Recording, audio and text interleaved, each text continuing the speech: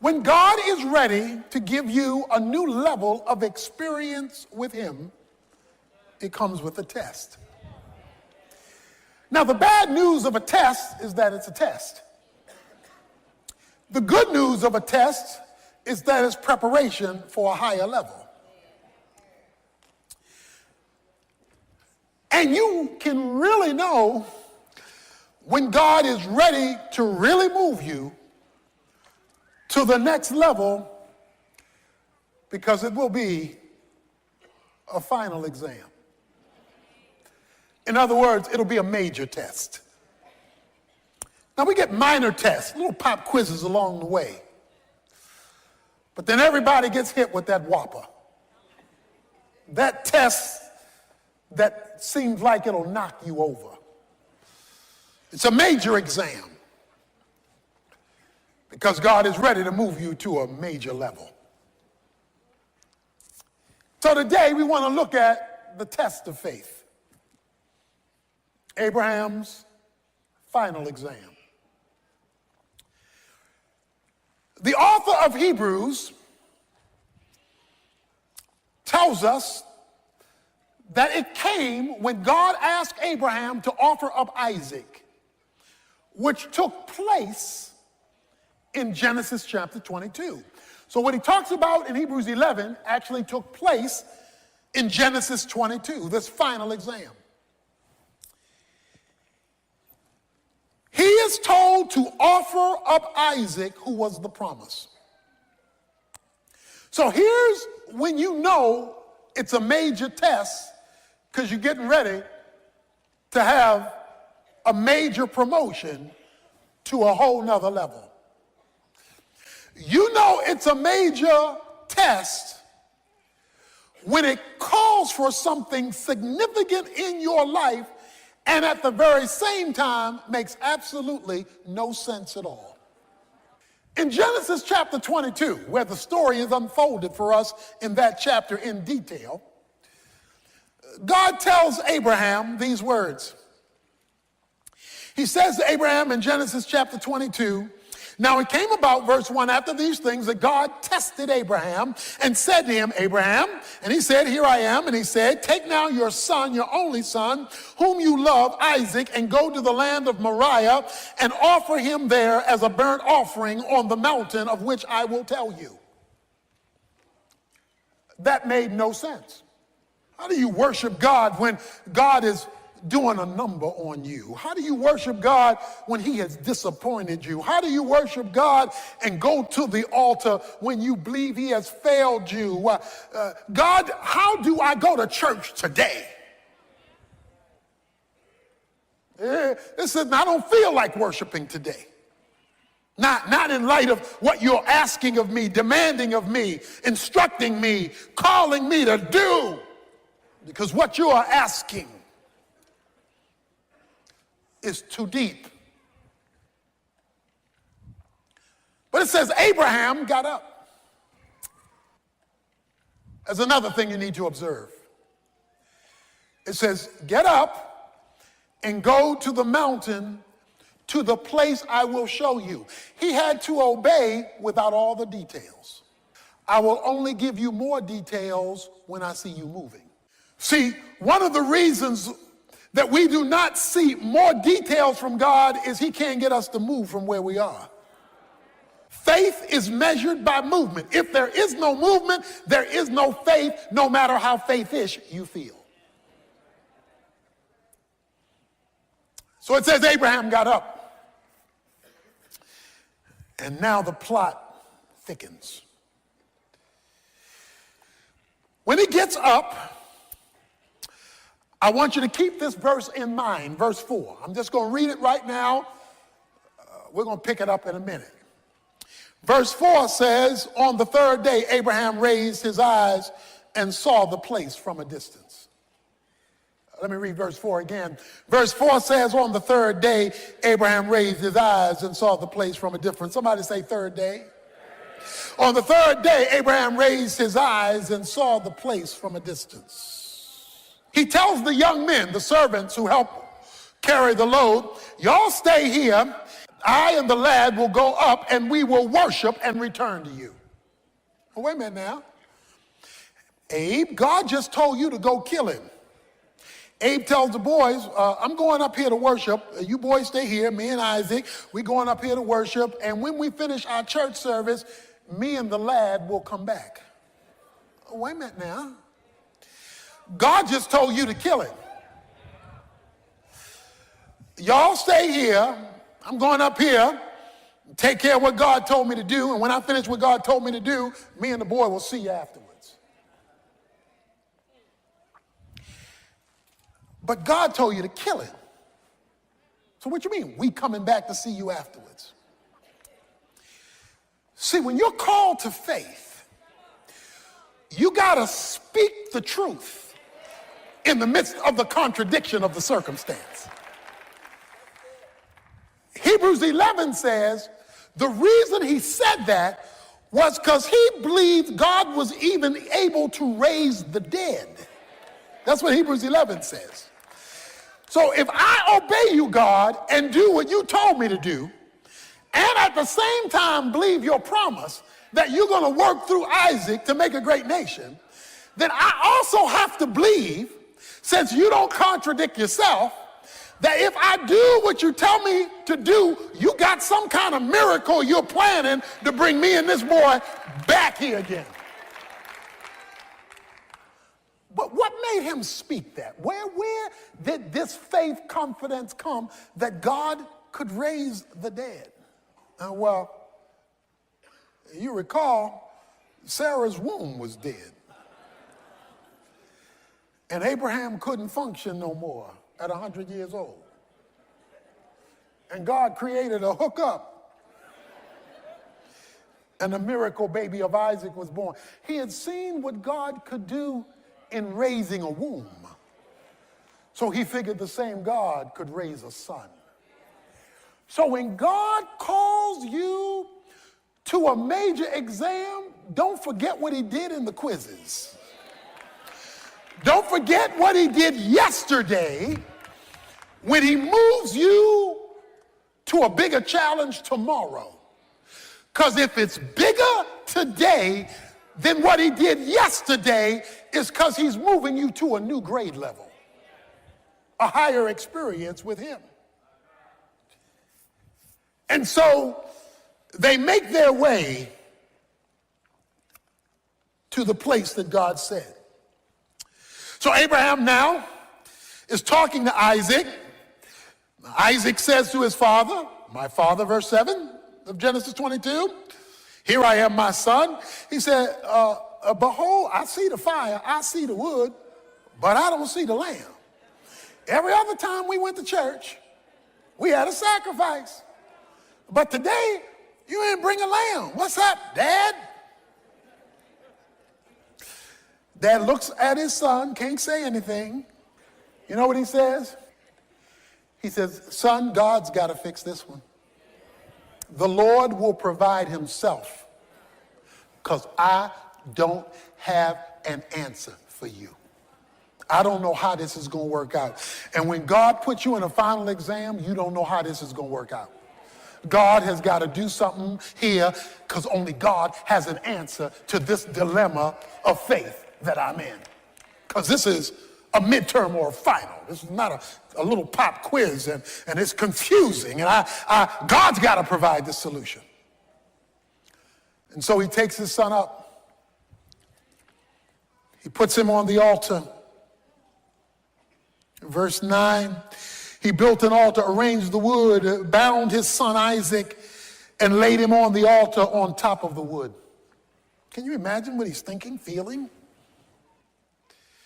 And Abraham stretched out his hand and took the knife to slay his son. Because guess what? That was what he was told to do. Verse 11, but the angel of the Lord called to him from heaven and said, that's Jesus in the Old Testament, the angel of the Lord, Abraham, Abraham. Whenever God calls your name twice. See, when he told him to obey, he only called his name once in verse 1, Abraham. But now in the middle of his crisis, he calls his name twice That means there's something special coming down the pike. Abraham, Abraham, and he said, here I am. Do not, verse 12, stretch your hand out against the lad and do nothing to him, for now I know you fear me, since you have not withheld your son, your only son, from me.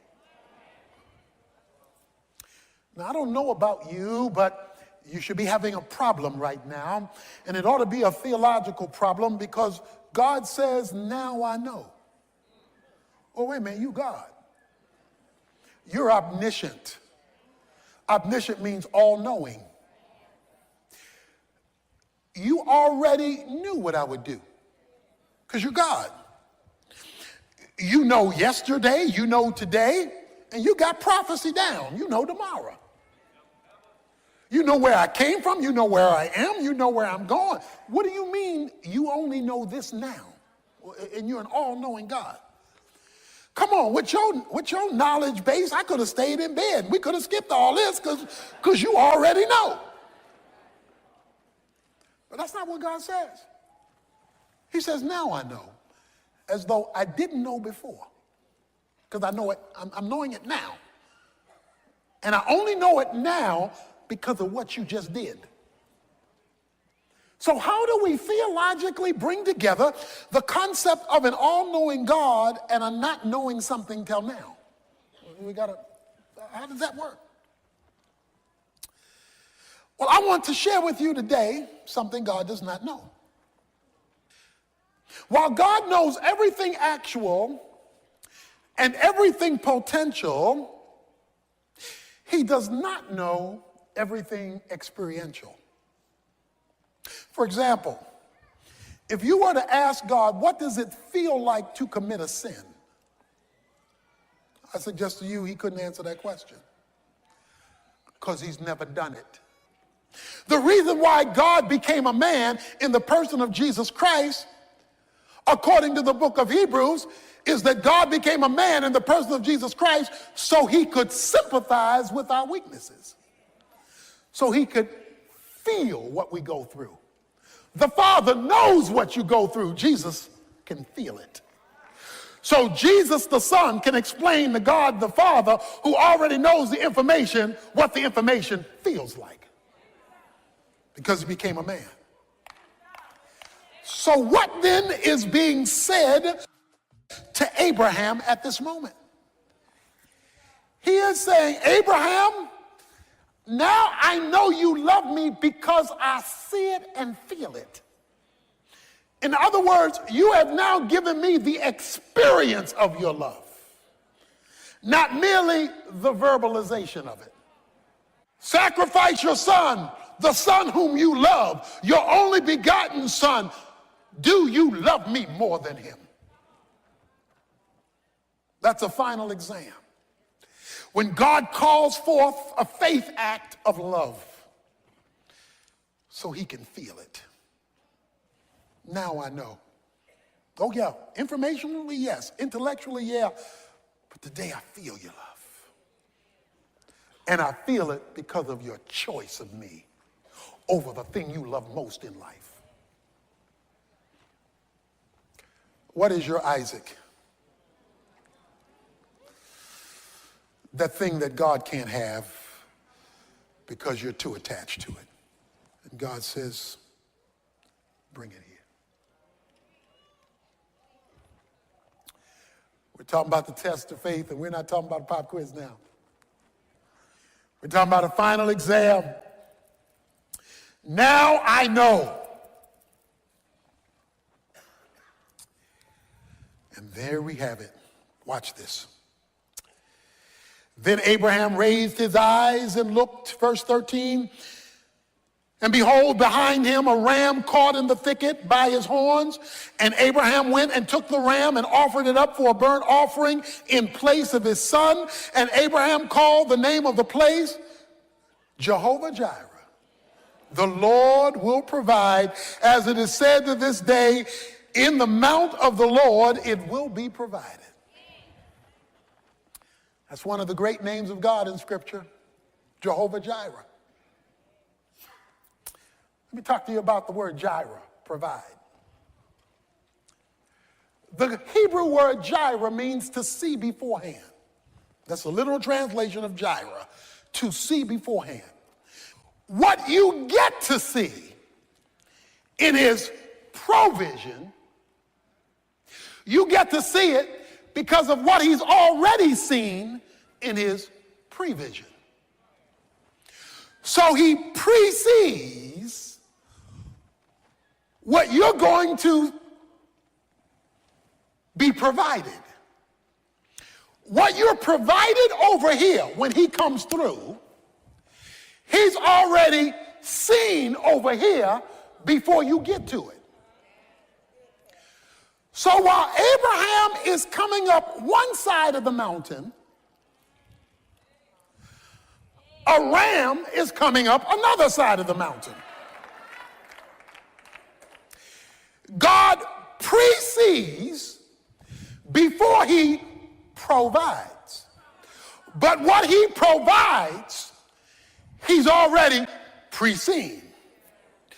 So you're going to be the surprise one, not him, because when you're shocked by what he provides, it's only going to come because of what he's pre-seen.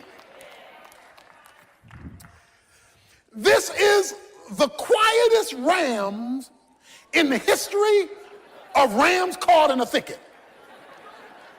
When a ram is caught in a thicket, it's moving and jerking to get out of being caught. This is the quietest ram in history. The ram is in the vicinity of the sacrifice because it says he looks up and saw the ram.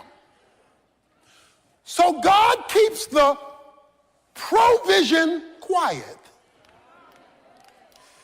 even though he has already made prevision in advance, because he's seen beforehand what he's going to do that you don't see yet.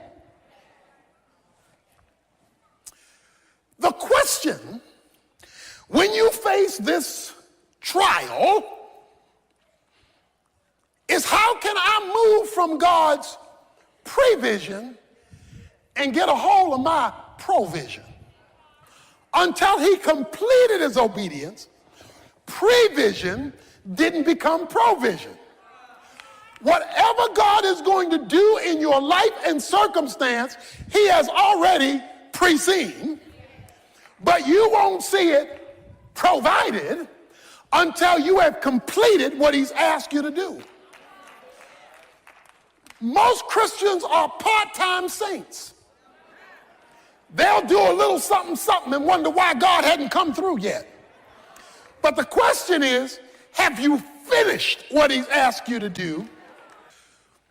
So if you take 50 years to finish it, it may take 50 years for you to see his provision. If you delay obedience, you delay prevision becoming provision. And in James 2, when it talks about faith, it says, by faith, Abraham was justified by works when he offered up Isaac, and he was called a friend of God because he was willing to believe God against the backdrop of the ridiculous. God says to him, verse 15 of Genesis 22, then the angel of the Lord called to Abraham a second time from heaven and said, by myself I have sworn, declares the Lord, because you have done this thing and have not withheld your son, your only son. Indeed, I will greatly bless you. I will greatly multiply your seed as the stars of heaven and as the sand which is on the seashore, and your seed shall possess the gate of their enemies. In your seed all the nations of the earth shall be blessed, because you have obeyed my voice. He says, Abraham, I got it now. I got it. Because you've obeyed my voice in the final, in this tough thing I've asked you to do, I got it from here. I'm going to swear by it.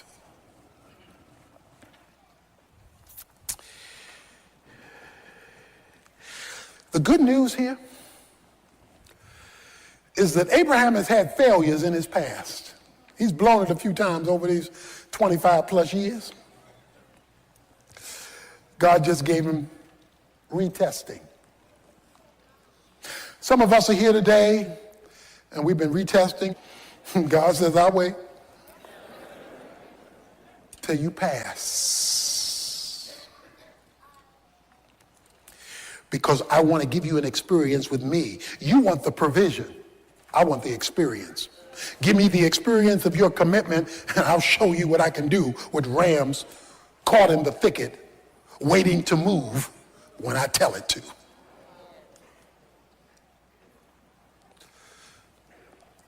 But that raises a question. On this journey of faith, you're struggling, you're walking with your Isaac, you're holding Isaac's hand.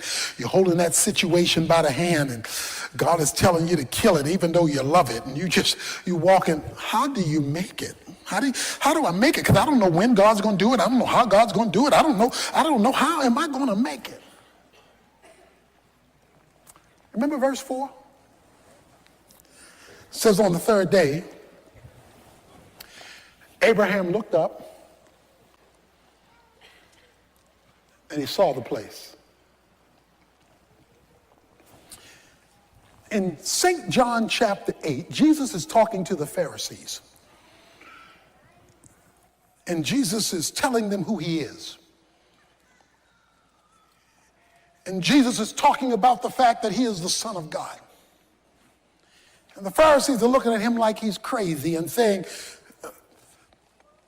you aren't even 50 years old, they say. You aren't even 50 years old.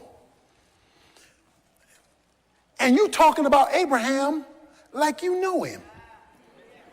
You're not even 50 years old. What are you talking about Abraham? And Jesus said, before Abraham was, I am. That's the Old Testament name for God. Moses said, who shall I tell you sent me? He said, you tell him I am sent you. That's the name for Yahweh. So Jesus says, before Abraham was, I was God. Okay?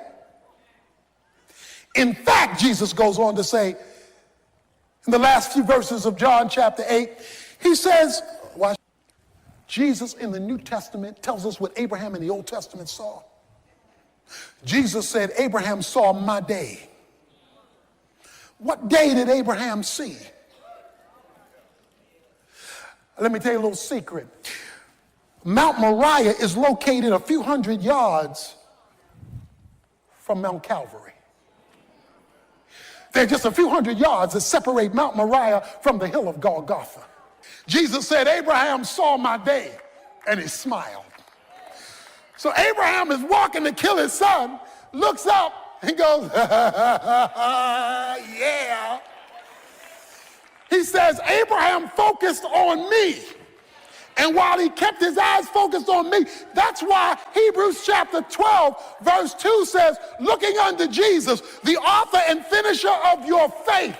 It says, while you're on your journey, in your final exam, keep your eyes on Jesus. Because if you'll focus on Jesus, he'll get you up the mountain of your exam until you pass the test. Don't look at people, they'll discourage you. Don't look at circumstances, they'll flip the script. He says, keep your eyes on Jesus as you obey God, because when you keep your eyes on Jesus, he will sustain your faith until you reach the finish line of your test. When you're in doubt, look at Jesus. When you're afraid, look at Jesus. When you're unsure, look at Jesus. When you're tempted, look at Jesus. When you failed, look at Jesus. When you're frustrated, look at Jesus. When you don't think you can make it, look at Jesus. Keep looking at Jesus, because if Abraham could look at him in the Old Testament and he hadn't even come yet, how much more should you and I look at him now that he's come, died, and arose, and it all happened on day number 3?